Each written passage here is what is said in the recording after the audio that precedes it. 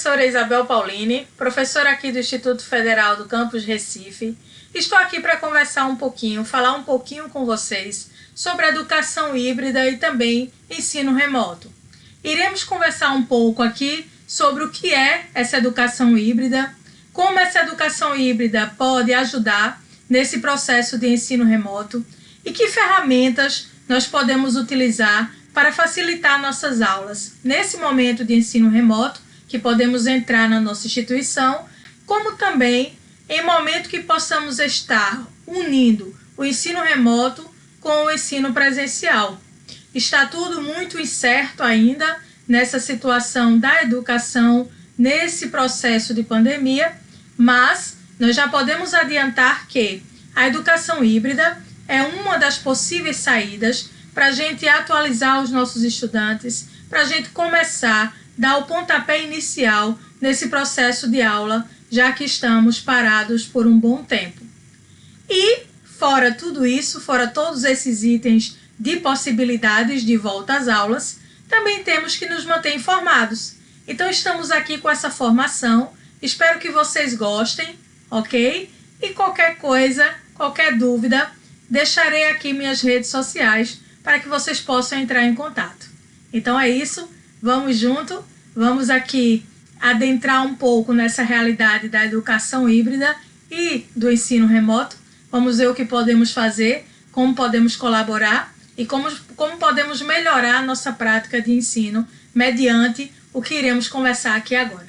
Vamos juntos. Então, vamos iniciar a nossa fala com um pouco de teoria. Vamos entender o que é educação híbrida ou ensino híbrido, não é, como é mais chamado aqui no Brasil. Bem, o ensino híbrido, na verdade, ele é proveniente do termo em inglês blended learning. E aí o blended learning, se a gente for traduzir ao pé da letra, significa aprendizagem híbrida.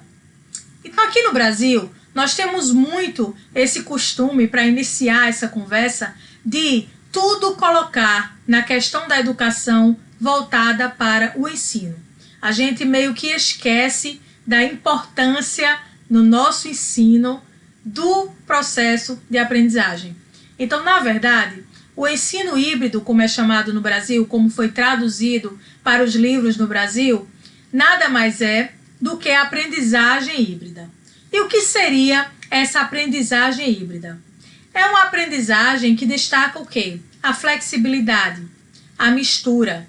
Então, na verdade, a aprendizagem híbrida é aquela em que você tem uma mistura de métodos, de metodologias, de espaços. Então, toda vez que você mescla as metodologias em sua aula, ou que você mescla ambientes de aprendizagem diferenciados, você coloca seu estudante para estudar em casa, coloca seu estudante para estudar no computador usando a internet, coloca seu estudante para ir para uma sala, não é, de informática, como a gente chama, coloca seu estudante para um momento na biblioteca.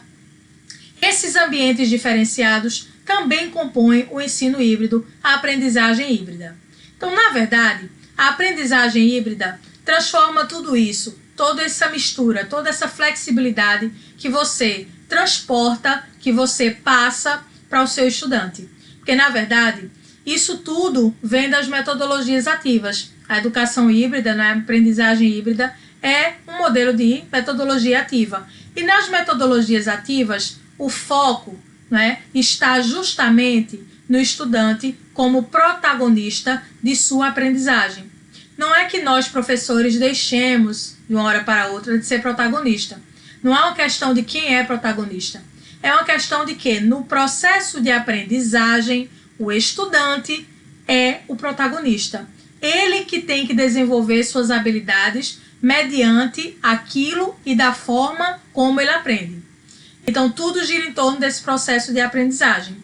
Essa citação que vocês vão poder ler, pausar o vídeo para ler, é de um livro justamente de Morin e Basic, 2018, no formato online, onde eles discutem bastante essa questão do ensino híbrido, essa questão da sala de aula invertida, a questão também das metodologias ativas com modelos e tudo mais, para que vocês possam aí no final ter a referência desse livro, para que vocês possam buscar, né, e ler um pouco sobre ele dentro da necessidade de vocês. Mas vamos seguir.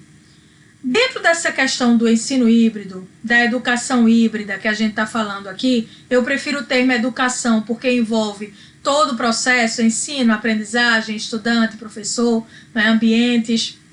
Então a gente prefere utilizar a educação híbrida do que o ensino híbrido, né, já que a gente não traduziu para aprendizagem híbrida em nossos livros aqui no Brasil. Então, quando a gente fala em ensino híbrido e educação híbrida nesse tempo de aula remota, lembrando que a aula remota não é o EAD que a gente chama, né? O ensino à distância. O ensino à distância normalmente é um formato que tem um tutor e esse tutor vai ser responsável por todo aquele processo, né, de ensino e de aprendizagem que envolve aquele ambiente, né, virtual de aprendizagem, que normalmente é um Moodle. E os estudantes se inscrevem para fazer aquele curso em EAD. O ensino remoto é diferente. É um modelo de ensino em que você está trabalhando num momento diferenciado em casa, passando esse home office aí para um processo de ensino e aprendizagem do seu estudante. Então essa é a diferença mais básica de um ensino remoto para o EAD, o ensino à distância. Eles se misturam quando a gente fala um pouquinho do processo de uso online de algumas ferramentas, mas eles não caminham, não convergem aí nesse caminho rumo ao processo educativo que a gente tem, tá? Então o sistema EAD já é bem firmado, né? Inclusive tem seus cursos aí totalmente aprovados pelo MEC, né? Pelo sistema brasileiro aqui, então é um sistema educacional. Já o ensino remoto é todo esse processo que a gente está passando agora, alguns trabalhando em pesquisa, como nós aqui do Instituto Federal, estamos trabalhando em pesquisa, em estudo, em formações, e ainda não iniciamos as aulas com os estudantes propriamente dito. Então, o que é que acontece? Isso é também um trabalho remoto, tá? Não é um ensino remoto, mas é um trabalho remoto que estamos fazendo para chegarmos lá a essa parte de ensinar, essa parte de dar uma aula, essa parte de voltar a essas atividades, tá certo? Então, que desafios nós temos nesse momento quando a gente pensa tanto na educação híbrida quanto no ensino remoto? Eu elenquei algumas aqui, né, das que mais se comentam para a gente trabalhar e falar um pouquinho de cada um. Então, preparar material apropriado para as aulas remotas. A gente vai falar daqui a pouquinho sobre tempo de aula, vídeo, como é que eu posso preparar um vídeo, como é que eu posso, inclusive teremos formações sobre isso. Então, como é que eu posso, meu vídeo tem que ter quanto tempo, que ferramentas diferenciadas eu posso preparar para que aquela aula fique também num processo de educação híbrida, ou seja, totalmente flexível, né? Totalmente cheia de processos, cheia de misturas, não é? De uma flexibilidade tanto de ambientes, não é? Quanto dessa questão de processos, de metodologias e de atividades, certo? Identificar aplicativos e redes para melhor uso, né, nosso e dos estudantes, e aí daqui a pouco eu entro com uma das ideias que eu utilizo, certo? Então a gente tem que buscar hoje em dia situações que possam, não é, avançar e que possam ajudar o estudante e o professor, tá, nesse processo todo.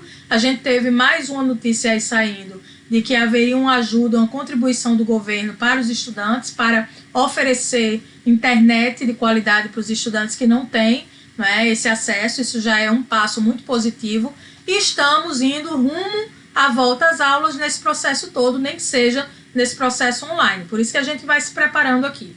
Ter a família inserida nesse processo de aprendizagem conjunta, porque os estudantes estão em casa e muitos pais estão trabalhando, outros estão em casa acompanhando os filhos, e esse processo todo também é meio complicado.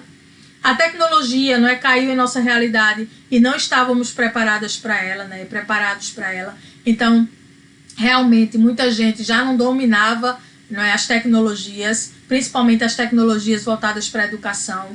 Então, isso aí é um estudo, não é, recente, não é tão distante, mas também não é tão próximo. Mas estudavam alguns, outros usavam, outros não. Então, muitos professores realmente receberam essa notícia, estão recebendo essa notícia, né, de que vão ter que usar a tecnologia, e isso mexeu com todo mundo. como gravar aula, como eu já falei, a gente vai ver daqui a pouquinho, como usar essas ferramentas em aulas síncronas, são aquelas aulas em que todo mundo está online, que ferramenta você pode usar. Então você tem aí o Google Meet, você tem o Zoom, né, você tem o Jitsi, que são algumas das ferramentas de reuniões online em que você pode usar para aula, e aí seria aula síncrona, né, acontecendo no mesmo momento, online, você com os estudantes. Meu estudante tem acesso à internet e a essas ferramentas, então tudo isso é um problema para ser resolvido, são desafios que tanto escola quanto a gente vai, né, se unir aí para tentar passar. E todo o envolvimento emocional, será que estamos pensando nisso, né? Será que todo mundo observa que não é um momento comum, não é somente você ter mudado a estrutura educacional de uma hora para outra, mas também essa questão emocional, pessoas adoecidas, pessoas perdendo parentes, então tudo isso a gente tem que levar em conta, tá? Mas vamos entrar e ver como podemos resolver alguns desses desafios, alguns desses problemas. O que é que eu já utilizo como educação híbrida dentro do processo de sala de aula invertida, né? O que é que eu já utilizo, que já vinha dando certo e que, se pudesse continuar, eu poderia ter, inclusive, atingido muitos estudantes, porque eu já utilizava isso. É a questão do WhatsApp. Por que o WhatsApp? Por que essa plataforma? Uma das que eu escolho, né? Eu também uso o Google Classroom, também tem outras plataformas que a gente pode utilizar.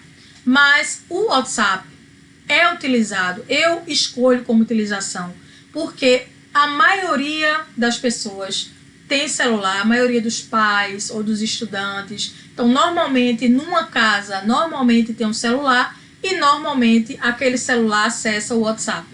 Fora que o WhatsApp, na maioria de dados, né, de operadoras, nos dados das operadoras, o WhatsApp é gratuito, tá? Então, normalmente, quando você contrata aqueles planos básicos de todas as operadoras no Brasil, normalmente vem no pacote o uso do WhatsApp. Diante de tudo isso, seria uma ferramenta mais fácil, né, para se chegar no estudante. Então, eu utilizo o WhatsApp fazendo o quê? Eu faço grupos de WhatsApp com cada turma, então cada turma tem o seu grupo de WhatsApp e são grupos fechados, ou seja, os estudantes não vão ficar lá colocando bom dia, boa tarde, colocando material à vontade. Na verdade, os grupos são fechados e eu utilizo como repositório de material. Então, eu envio para eles vídeo, podcast e apostila via WhatsApp. Eles estudam, abrem, tiram cópia dentro da possibilidade deles. Com isso, eu atendo todas as estruturas de estudantes e de aprendizagem. Então, estilo de aprendizagem é algo que a gente tem que observar. Tem estudante que prefere estudar assistindo vídeo, tem estudante que aprende mais ouvindo um áudio. Então, a gente tem que olhar essa questão e a questão de acessibilidade. Entra tudo junto aí. E aí, o estudante recebe o pacote lá, né, um pack lá, da aula daquele dia, com esses três, digamos assim, esses três estilos de atividades. E aí, eu já estou utilizando dentro desse processo todo a educação híbrida. A educação híbrida não é somente a questão do online e presencial, como muitos pensam. É só a mistura do uso online da aula com o uso presencial. Vai além. É a mistura também de processos, de atividades, de metodologias. Então, eu mando esse material para o meu estudante, né? E ele vai aprender em casa. Alguém pode dizer assim, mas eu não quero dar meu número de WhatsApp para o meu estudante. Ele pode ficar, né, me aperreando. Você pode ou pegar outro número, né, pegar um chip só para isso, ou se você colocar as regras, fizer aquele contrato, né, que a gente faz no início das aulas, contrato didático, você vai ter sim um controle e os estudantes não vão ficar lhe aperreando. Então, comigo, só os representantes de cada turma podem falar comigo. Então, eles inclusive estão abertos dentro do grupo para que eles possam trazer algum recado da turma ou fazer alguma pergunta de alguma dúvida.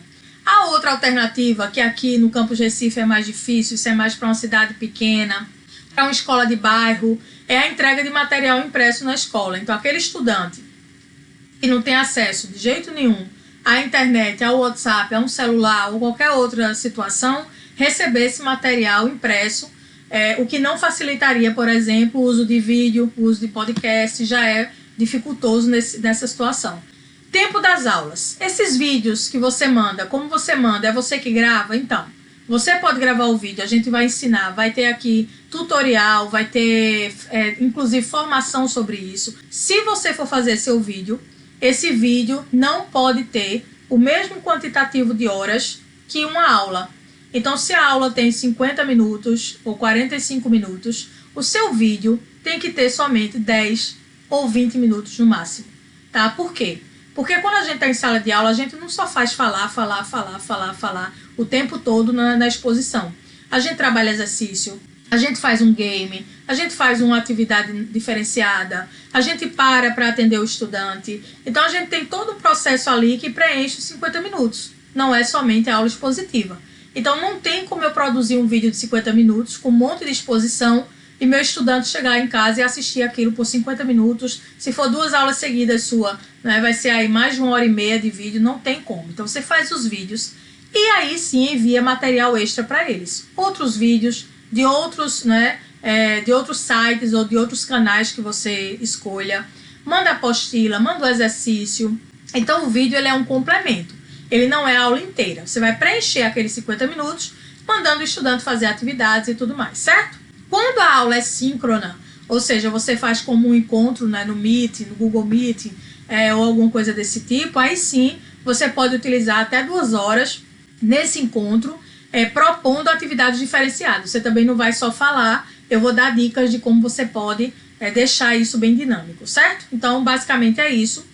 A gente tem algumas dicas que a gente vai mostrar, né, depois para vocês, como adaptar um microfone, se você não tem um microfone de lapela, né, que a gente chama. Então, como adaptar esse microfone, como adaptar a questão se usa o computador, se usa o celular. Então, a gente vai ter dicas, vai ter outras formações para que a gente possa entender algumas maneiras de fazer essas gravações, certo?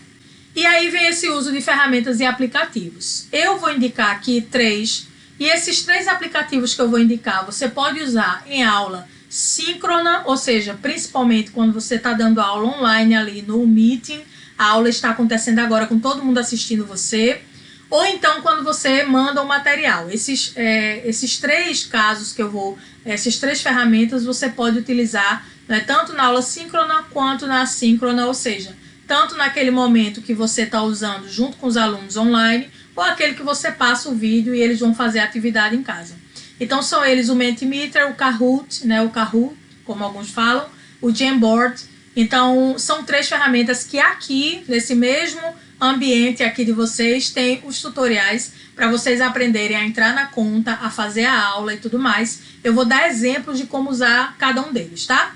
O Kahoot é o único que eu não vou colocar exemplo aqui na tela, porque ele é um jogo, ele é um game, então ele acontece, ele vai acontecendo, mas tem lá o tutorial para vocês acompanharem. Eu vou mostrar para vocês os exemplos de Jamboard e Mentimeter, de alguns encontros que eu já fiz, algumas reuniões e palestras. O Jamboard é um quadro que tanto a pessoa pode escrever, desenhar, né, compartilhado, como ele pode ser um quadro para você pedir para os seus estudantes colarem notas lá sobre algum tema. Então, aí você pode fazer como revisão, né, você pode fazer como uma atividade em que eles vão participar em grupo. Então, você pode fazer de várias maneiras aí o Jamboard. Eu vou mostrar aqui a tela para vocês verem.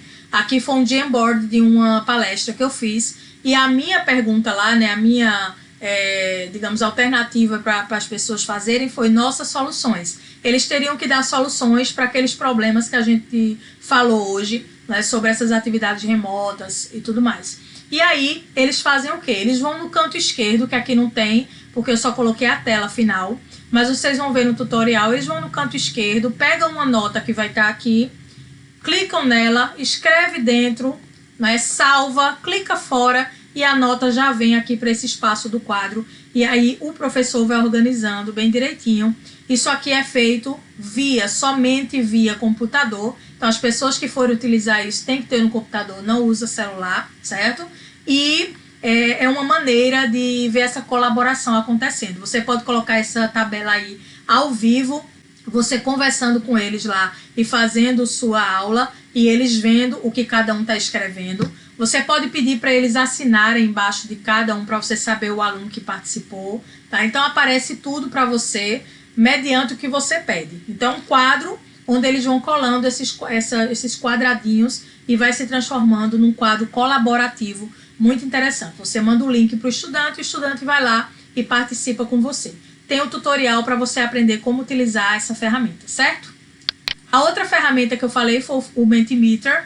O Mentimeter, normalmente, ele só dá gratuitamente. Então, o Jamboard é gratuito. O Mentimeter também. Mas ele só dá, normalmente, gratuito de 1 a 3 slides. Então, normalmente, a gente faz para perguntas iniciais de aula, para fazer, tipo, brainstorm, né? Uma tempestade de ideias com essa nuvem de palavras. Então, nuvem de palavras é uma das dicas. Isso aí pode ser feito pelo celular, o aluno está com o celular, não baixa nada e responde para você. E aí vai aparecendo a resposta de cada estudante. Eu ensino também no tutorial como que mexe nesse Mentimeter, como você transformar uma aula e você pede para os estudantes participarem na hora, tá todo mundo lá em casa e você tá ao vivo lá com eles, né, falando, fazendo uma aula, e você pede para eles falarem o que é a sala de aula invertida, no caso aqui da palestra que eu dei. E aí todo mundo vai falando, colocando suas palavras, vocês vão ver lá no tutorial, e termina se transformando nessa nuvem de palavras bem legal, que aí a aula vai continuar a partir daí, você vai conseguir conversar com seus estudantes a partir do que eles foram colocando, certo? E a outra opção do Mentimeter é a questão de escala. Você pode fazer uma pergunta de sim ou não, ou uma pergunta em que eles vão escolher algo, né, várias alternativas, e essa escala pode ficar em escala, pode ficar também em gráfico, você escolhe lá. Lá, quando você for ver o tutorial, você vai ver que tem as telinhas, você escolhe se você quer fazer o anterior, que é a nuvem de palavras, ou se você quer fazer uma pergunta para ter uma escala, para ter uma resposta, matemática, por exemplo. Então, você pode colocar lá e já trabalhar com os meninos aqui a questão de porcentagem. Então, é bem interessante, porque abre essa participação online deles. E você pode fazer isso aqui também com a aula que não seja online. Você passa para o estudante, eles respondem em casa e você vai ter essa tela para você ver se o estudante está aprendendo, para você ver a opinião do seu estudante. Aqui aparece a quantidade de pessoas que responderam, ó, certo? 46 nesse caso aqui. Então, você tem aí como ter um controle, não de nomes, isso é participativo, tá, pessoal? Todas essas ferramentas puxam pela participação e colaboração. Não é pensando muito em avaliação. Outras ferramentas existem para avaliação, que aí em outros momentos a gente pode trazer aqui para vocês, tá bom? Então, além dessas ferramentas, eu trago também a opção, que a gente também não pode esquecer, que são as atividades Maker. O que são essas atividades Maker, né? Por que Maker? Porque todos esses termos em inglês. Então, a atividade Maker é aquela que você faz com as próprias mãos, é aquela que você mesmo desenvolve. E essa é uma atividade que criança sempre começa fazendo na escola e quando a gente vai crescendo vai parando. Só que isso é mais na nossa realidade, tá? Por aí afora, todo mundo continua no ensino médio, até no ensino superior, trabalhando com essa coisa Maker, com essa coisa do fazer, do produzir. Então, eu tenho 3 ideias aqui. A primeira ideia é o clube de desenho, que você pode trabalhar com seus estudantes de qualquer idade. Eu tenho um clube de desenho familiar, então eu tenho pessoas de 7 anos até 73 participando. A gente faz os desenhos semanalmente de um tema, todo mundo desenha, pinta e posta no WhatsApp. Então isso aí é bem interessante para trabalhar com o estudante o emocional, por exemplo, para não estar só fazendo atividade, não é complicada, mas trabalhar o emocional, uma atividade diferenciada que possa envolver essa criatividade deles, tá? E aí você pode colocar o clube de desenho em qualquer situação, em qualquer matéria, do jeito que você achar interessante. O segundo é o uso de cartazes e post-it, que fica parecido com aquele que a gente viu no Jamboard, só que fazendo mesmo em casa. O estudante pode desenhar um cartaz. E aí, Isabel, mas se a aula não voltou, não tem presencial, vai fazer o quê? Ele vai digitalizar, gente. Ele vai tirar a foto, né, mesmo, e mandar para você pelo celular a foto do cartaz que ele produziu. Pode ser algo desenhado, né? Então, você tem que envolver também atividades que ele possa colar em casa, que ele possa desenhar, desenvolver outras habilidades e mostrar você de alguma forma por uma foto, digitalizar e assim por diante. E por último, que seu estudante também possa produzir material diferente. Não é só você que tem que enviar material diferenciado para ele. Eles também podem produzir aí uma disciplina, um resumo de disciplina, um trabalho final com um vídeo, né? Com a questão de um podcast, né? Que é um áudio. Eles podem fazer um desenho, eles podem fazer também um e-book, né? Uma apostila, um infográfico. E eles já dominam bastante as tecnologias. A gente é que está aprendendo, mas o estudante ele já domina, ele já sabe fazer isso. Quando você pede uma atividade como essa, diferenciada, eles arrasam, eles usam a criatividade, eles gostam, eles se motivam, tá? Então essas são dicas diferenciadas de várias atividades que você pode trabalhar tanto de forma online quanto de forma presencial, pedindo que eles enviem isso. E isso tudo faz a mistura da educação híbrida, né? Do híbrido, da mistura de tudo, né? Que você vai colocar o estudante, claro, dentro de um formato, dentro de um objetivo que você traçou para aquela aula, tá? Para fechar, a gente tem aqui uma última, digamos assim, uma última citação, né? Mais uma partezinha teórica para a gente fechar, falando dessas metodologias ativas e da educação híbrida, né? Onde Morin também, do mesmo livro, fala que as metodologias ativas são estratégias de ensino centradas na participação efetiva dos estudantes na construção do processo de aprendizagem de forma flexível, interligada e híbrida. Vocês leem aí o restante, dando pausa no vídeo, mas basicamente é isso. Tudo nas metodologias ativas, na educação híbrida, é voltada para que o estudante participe ativamente e seja, não é, digamos, o ator de seu processo de aprendizagem. Eles que têm que desenvolver. E é por isso que a gente está sofrendo tanto aqui no nosso país para voltar às aulas, para conseguir que o estudante se engaje, porque ele não é adaptado a estudar, a usar todo o processo de aprendizagem que ele poderia ter. Muitos não sabem nem o estilo de aprendizagem que tem. Nós não sabemos às vezes. Então, como é que eu aprendo? Eu aprendo melhor por vídeo, por áudio. E como propor isso ao estudante? Como fazer com que ele desenvolva isso? Que ele desenvolva o hábito do estudo, o hábito de aprender, né? Então, uma das dificuldades maiores nossa é essa. Eu acho que estamos todos em processo de aprendizagem, não só o estudante, não só nós professores, mas direção, todo o sistema de ensino, todo mundo que se importa com a educação está meio que sofrendo nesse processo todo.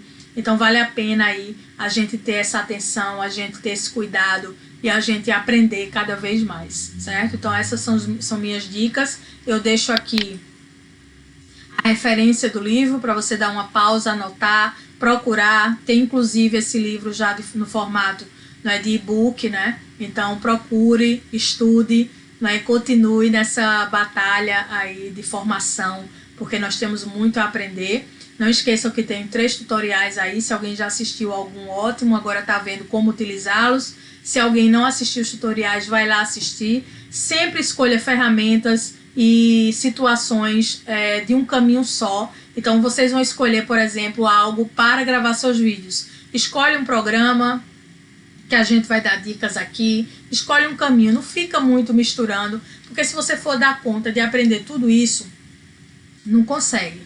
Então, gostei mais do Mentimeter, então eu vou usar primeiro esse aí, depois eu aprendo outro, tá? Então você pode também selecionar o que você vai caminhando devagarinho ali para conseguir dar conta desse processo todo, ok? Boa sorte a todos. Aqui estão meus canais para que vocês possam entrar aí em contato diante da necessidade de vocês. Procurar mais tutoriais, que tem alguns canais que tem mais tutorial do que esses que eu coloquei aqui, tá? E também, se precisarem, procurar para perguntar, para tirar alguma dúvida, estou à disposição. Espero que tenham gostado, aproveitem bastante, usem, testem, e é isso aí. Obrigada. Então é isso, espero que tenham gostado dessa formação, dessa parte de formação.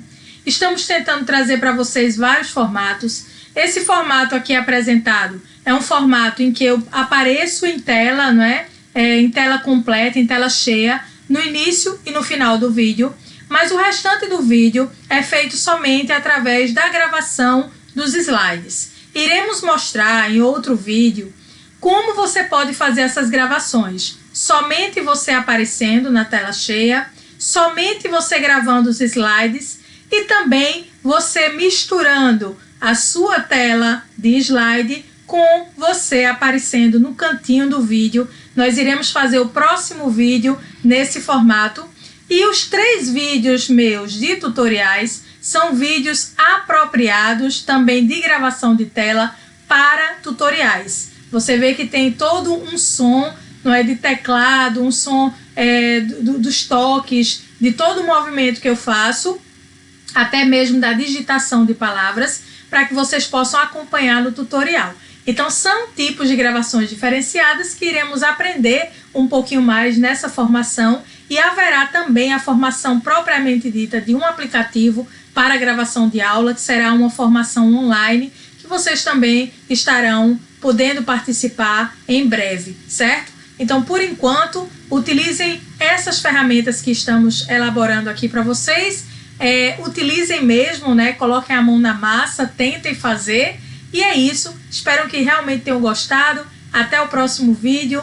Muito obrigada!